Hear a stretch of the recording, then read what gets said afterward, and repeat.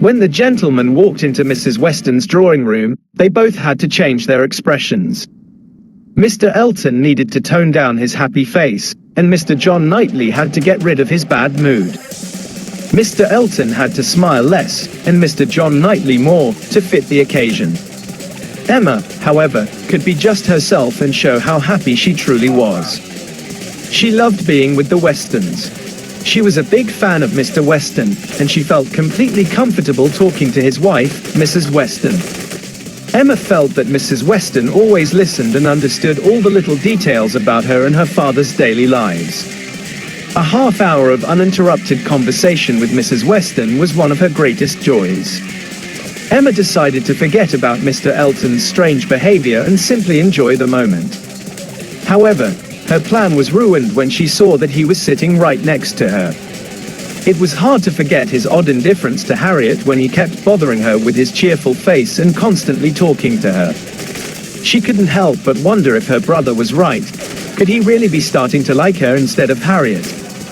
The thought was ridiculous. Still, he acted like a would-be lover, constantly checking if she was warm enough and admiring her drawings.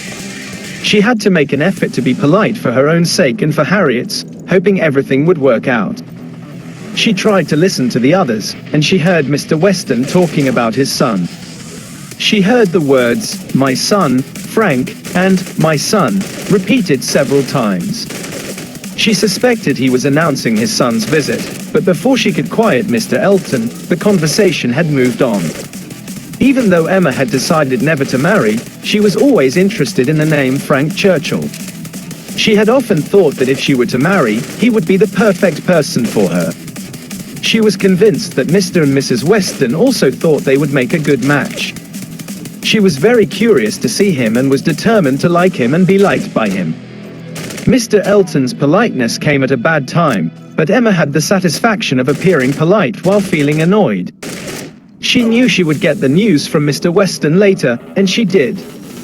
At dinner, Mr. Weston told her, "We only need 2 more people to have the perfect number.